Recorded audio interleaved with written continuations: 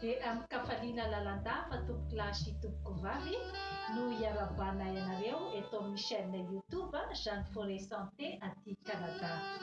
Ny resahantsika anio dia ny momban'ny fiakaran'ny tosidra.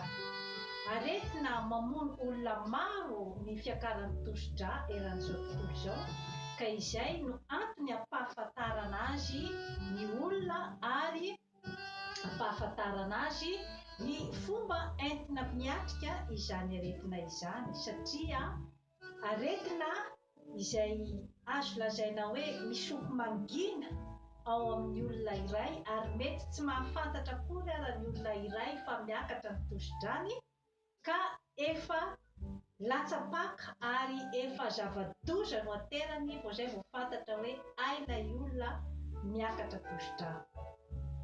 Inona moa ny atao hoe fiakaran'ny tosidra?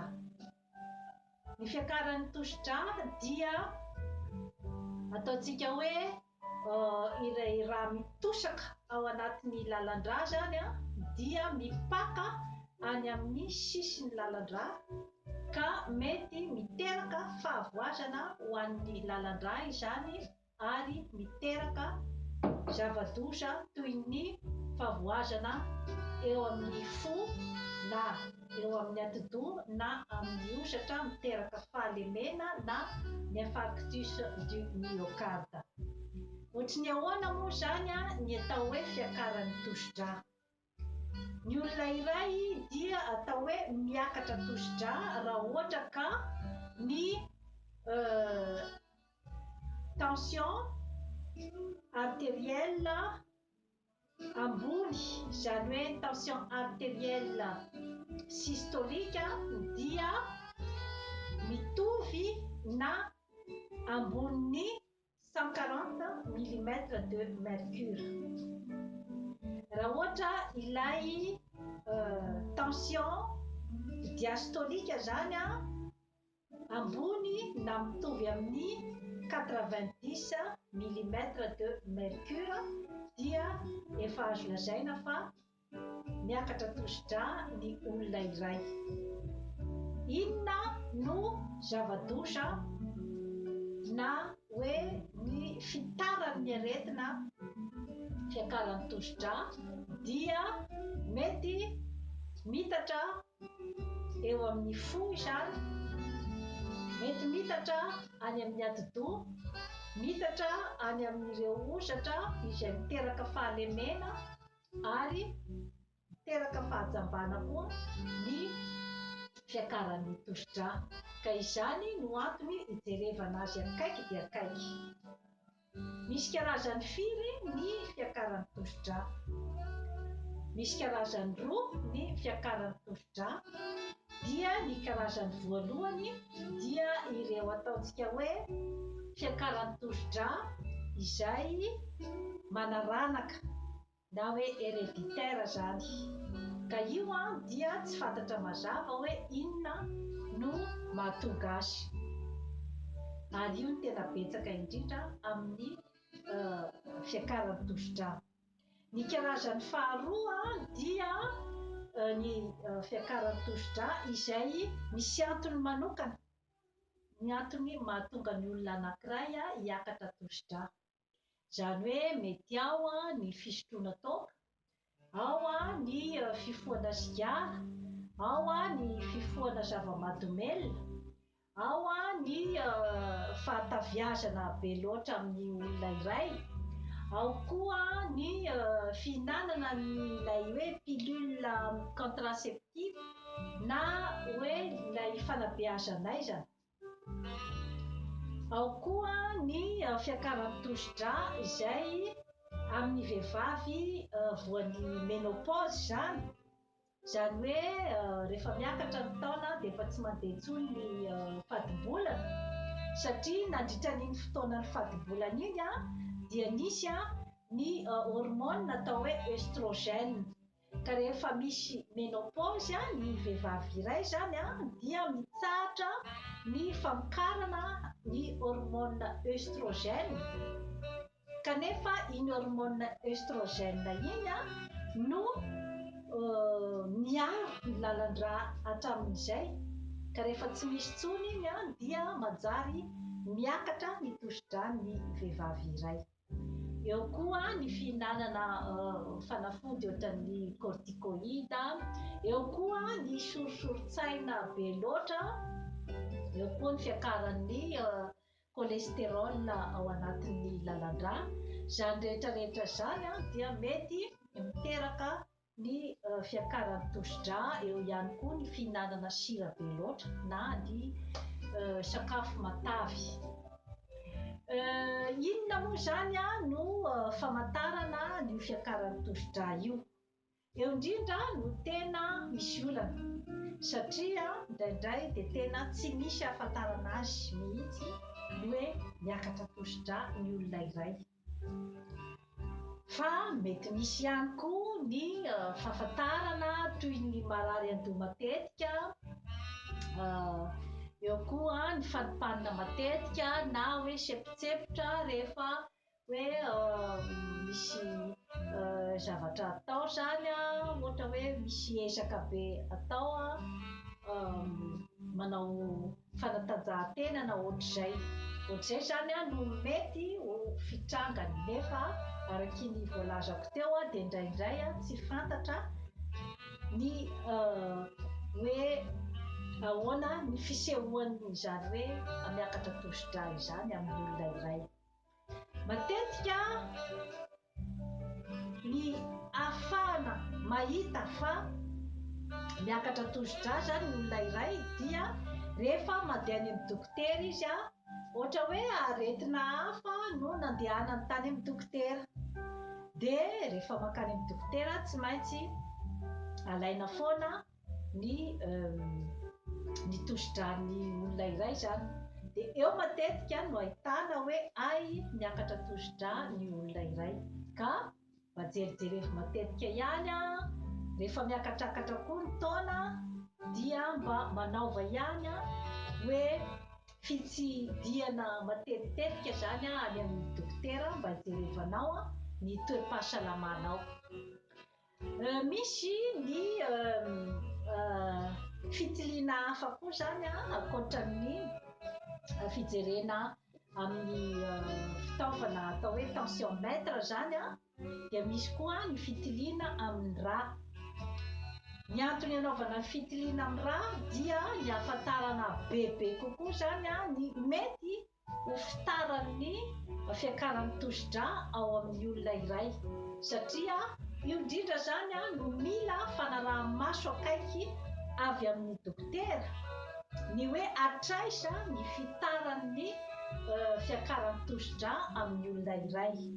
Dia eo a ny fitiliana ny pipi, fitiliana ny rà, fitiliana koa zany a hijerevana akaiky koa ny osatry ny fo sy ny fitepon'ny fo amin'ny alalan'ny électrocardiogramme na ny échocardiographie zany.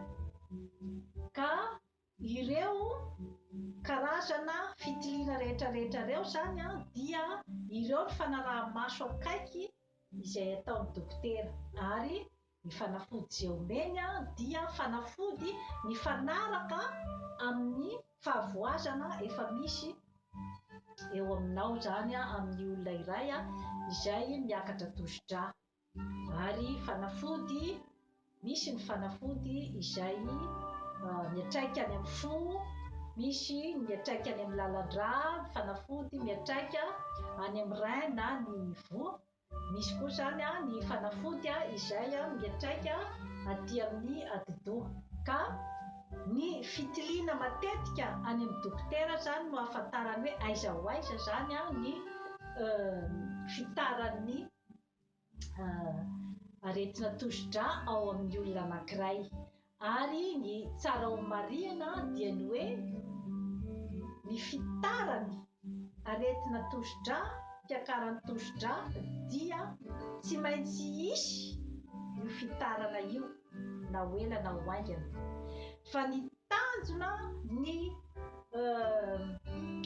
fitsaboana zay atao zany a dia ny mba analavana ny fiainan'ny olona iray.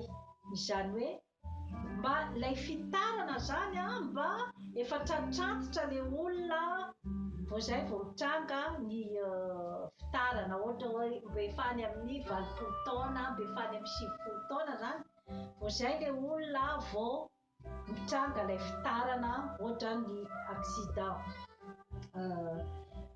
vasculaire, ny infarctus du myocarde na ny fahafatesana, mba efa any fa tsy hoe tanora mbola aty amin'ny 70 sy 80 taona aty zany dia hoe efa maty ny fiakaran'ny tosi-drà. Dia tena mampalahelo dia mampalahelo tokoa satria betsaka ny tranga-javatra toy izay. Ka izay no antony anazavana amin'ny atsipiriany ny karazan'aretina. Misy mandefa commentaire moa aty amiko indraindray hoe maninona no ataonao lava be loatra ny fanazavanao ny aretina.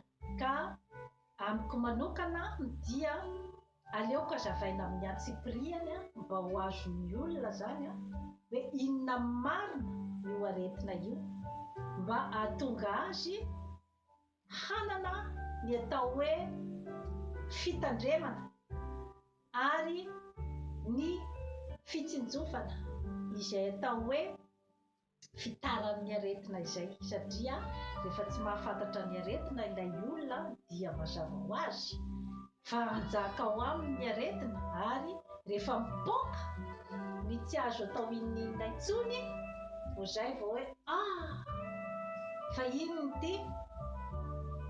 Ay, ny fiakaran'ny tosi-drà efa ela be no tao amin'ilay olona iray fa tsy fantany. Ka eno ihany ny tenanao, aleo manontanytany foana mandeha any amin'ny dokotera rehefa misy zavatra henonao fa tsy metimety ao aminao, reradrera-dava sy ny sisa dia anatona ny mpitsabo ary masahy mangataka manao fitiliana manokana hoe mba tiako ho fantatra ny momba ny tenako. Inona moa zany ny vahaolana atolotry ny Jeanne Forest Santé? Ny vahaolana atolotry ny Jeanne Forest Santé dia ny solution à 4A, zany hoe ny vahaolana 4A, adikako amin'ny teny frantsay hoe apprentissage, alimentation saine et équilibrée, activité physique, acceptation et adaptation à la maladie. Zany hoe adikako amin'ny teny gasy daholo ireo zany dia ny hoe apprentissage, zany hoe ny olona iray zany dia mila mandreny tenany, ary rehefa maheno zavatra tsy metimety ohatra ny tanisaiko teo hoe marary andoha matetika, reradrera-dava, dia manatona dokotera. Ary rehefa voalazan'ny dokotera zany fa miakatra ny tosi-drànao dia mba mijerijereva zany ny ohatran'ny hoe information rehetrarehetra zany momba n'io fiakaran'ny tosi-drà io, na amin'ny internet zany na amin'ny boky na amin'ny alalan'ny fanazavana izay ataon'ny mpiasan'ny fahasalamana na ny dokotera, mba ahafantaranao amin'ny atsipiriany ny aretinao. Satria rehefa tsy fantatrao ny aretinao dia tsy andeha hivaky loha ianao, andeha hiatrika ny aretina, hitsabo ny aretina sy tena hoe andray ataontsika hoe amin'ny mpahamatorana ilay aretina, fa avy amin'ny tenintsika malagasy hoe mandrimandry manana aretina. Ka io indrindra no tena zava-dehibe. Ny dokotera dia manara-maso akaiky ny olona voan'ny fiakaran'ny tosidrà satria amin'ny alalan'ny fijerevana ny rehefa hoe makara fijerevany hoe atraiza ny fitaran'ilay aretina ao amin'ny olona iray ary amin'ny alalan'ny fahitany fa efa hatreto zao efa voa ohatra ny fo, efa voa ohatra ny voa, efa voa ohatra ny aty amin'ny atidoha sy ny ozatra dia arakaraky niny no anaovany anomezany ny fanafody ka izay no mila hoe fanaraha-maso akaiky ataon'ny dokotera ary ianao izay miakatra tosidrà koa zany dia tokony foana ianao zany manana ny appareil tensiomètre ao aminao. Ity ny appareil tensiomètre izay tokony anananao ao an-trano ary isan'andro ianao dia tokony mijery ny fiakaran'ny tosidrà ao aminao.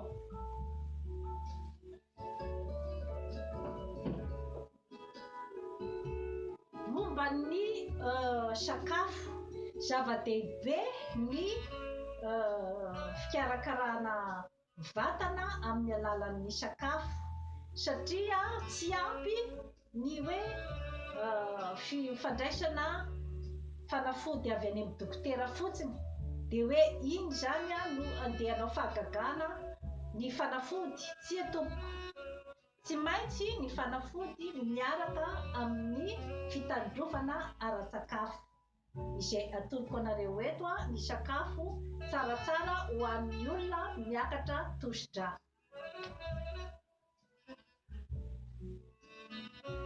Ny voankazo sy ny legioma zany no tena tsara atao betsaka zany ho an'ny olona miakatra tosidrà. Ohatra ny céleri dia tena tsara dia tsara tokoa satria mampidina ny tosidrà. Ny akondro dia betsaka potassium izay tsara dia tsara ho an'ny olona miakatra tosidrà. Ny voasary makirana dia feno vitamine C ary misy ny antioxydant izany hoe ny miady amin'ny fipetrahan'ireo atao hoe cholestérol ao anatin'ny lalan-drà izay manimba ny lalan-drà. Ny paoma dia tsara tokoa ho an'ny olona izay miakatra tosidrà fa satria misy ny fitenenana hoe paoma iray isan'andro dia manalavitra anao ny dokotera, fomba fiteny moa zany. Ny kiwi izay feno vitamine C tsara dia tsara ho an'ny olona miakatra tosidrà.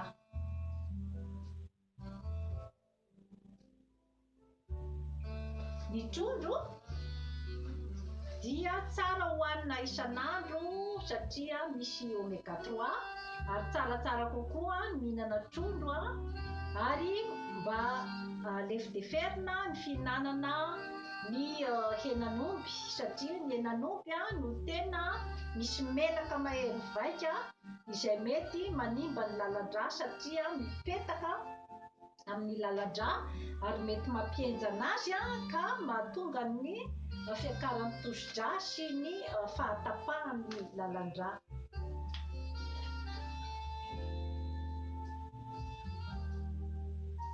Ny tongolo lay dia tsara kokoa raha ohatra ka mihinana tongolo lay 3 voany 3 isan'andro.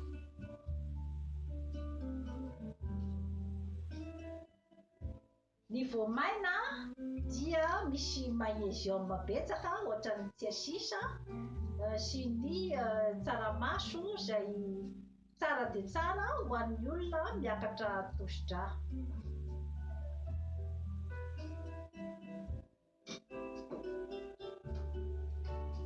Ny fisotroana ny hibiscus efa fandaharana nalefako amin'izany Forêt Santé YouTube telo tasy isan'andro ny hibiscus izay sotroin'ny olona iray ary tena malaza dia malaza tokoa izy dia mampidina ny tosidra ary nandritry ny taonjato maromaro tany aloha dia efa nampiasain'ny Egyptiana ity karazana fanafody ity zany mba hanatsaratsarany ny tenany ary mampidina ny tosidra.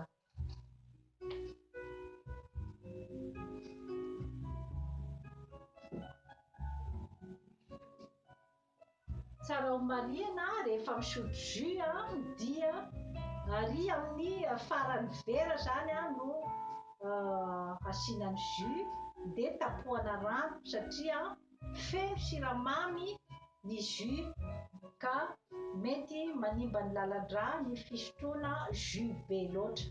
Ary rehefa mividy karazana sakafo anaty boaty ohatran'itony dia jerevo reto amin'ny hoe ingrédients ny nutrition fact dia jerevo ny tahan'ny siramamy izay lazaina hoe carbonhydrate dia zay ambanimbany tahan'ny siramamy ambanimbany zany no vidiana rehefa mifidy an'ireny hanina anaty boaty ireny rehefa mandeha any amin'ny supermarché dia ohatr'izay koa ny tahan'ny sira na ny sodium.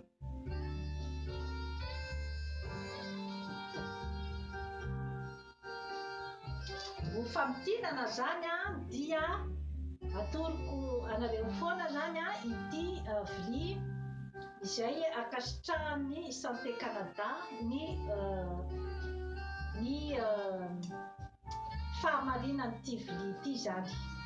Rehefa misakafo zany dia tena ohatr'izao mihitsy no tokony ho abetsaky ny sakafo hohaninao.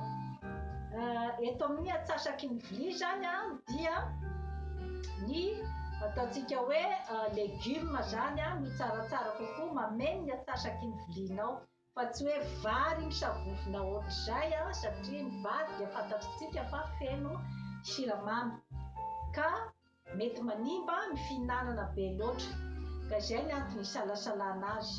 Eto zao dia misy ohatra hoe karaoty, misy ny salady, concombre, voatabia, ny brocoli. Rehefa resaka zava-maitso koa zany dia tsara ho an'ny olona izay miakatra tosidrà. Eto amin'ny ray am-pahatelon'ny vilia zany dia reto ny ataontsika hoe siramamy sucre lent zany hoe tsy dia mahery vaika loatra zany par rapport amin'ny sucre rapide izay mahery vaika ny sucre rapide toy ny bonbon, ny tantely, ny chocolat sy ireny zavatra hoe atao amin'ny industrie ireny. Ka ny sucre lent zany dia ohatra hoe ny mofo zany na ny katsaka na ny vary na ny ovy ireo zany no voasokajy ao anatin'ny ataontsika hoe siramamy maivandanja na hoe sucre lent. Eto amin'ny ray am-pahatelon'ny vilia zany dia misy ny fromage na ny henan'akoho na ny trondro izay ampirisiana tokoa ny fihinanana trondro, ny henan'omby izay salasalaina ny fihinanana ny henan'omby izany hoe indray isan-kerinandro fotsiny. Ny trondro nefa afaka hohanina isan'andro. Ny henan'akoho indroa ao anatin'ny herinandro. Inona ny antony isalasalana ny henan'omby? Satria ao anatin'ny henan'omby no misy an'ilay menaka mahery vaika izay mivaingana ka saro de vonona ary mety mipetaka any amin'ny sisin'ny lalan-drà ka iny no tena manimba ny lalan-drà ary miteraka ny fiakaran'ny tosi-drà ary mety miantefa hatrany amin'ny fahatapahan'ny lalan-drà mihitsy ka izay no antony hitandremana. Ny eto amin'ny sisin'ny vilia zany dia ireo ataontsika hoe collation na hoe goûter dia ny voankazo zany tena ampirisihana ny fihinanana ny voankazo.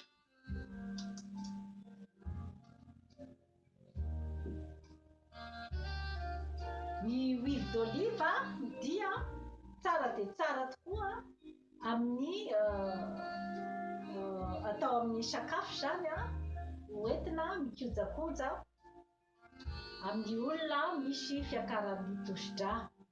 Ohatra ireny olona mipetraka amin'ny nosy iray atao hoe île de Crète any Grèce no misy an'izy io dia malaza dia malaza tokoa fa salama daholo ny ankabeazan'ny olona ao ary tratrantitra satria ny sakafo tena hohanin-dry zareo zany dia ny sakafo izay kojakojaina amin'ny huile d'olive sy ny trondro. Izay zany no tena fihinan'ny olona any amin'ny île de Crète ka mampalaza azy fa tena mahasalama-dry zareo. Eo koa zany ilay sakafo atao hoe méditerranéen. Sakafo méditerranéen dia ao anatin'izay huile d'olive sy trondro zay ary ny légumes zay zany sy ny voankazo zay zany no tena foto-tsakafon'ny zareo. Ny zavatra izay fadiana zany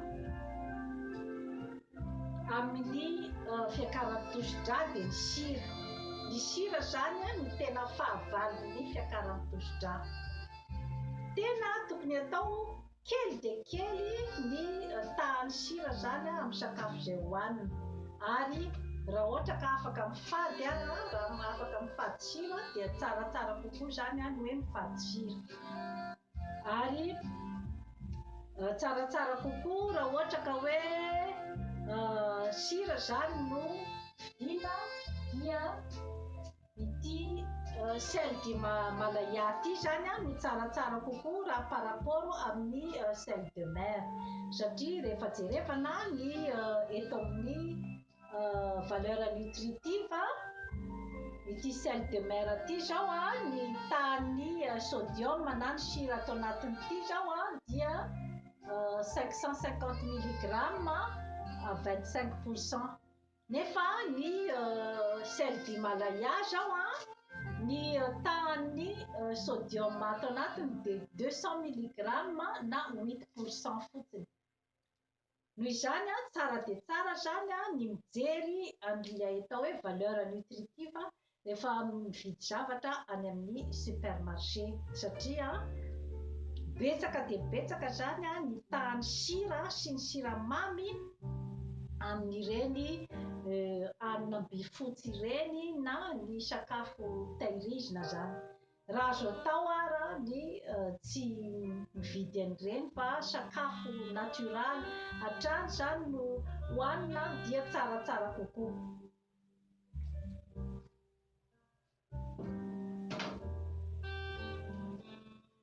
Ny chocolat dia tsaratsara kokoa zany ny chocolat noir noho ny chocolat au lait.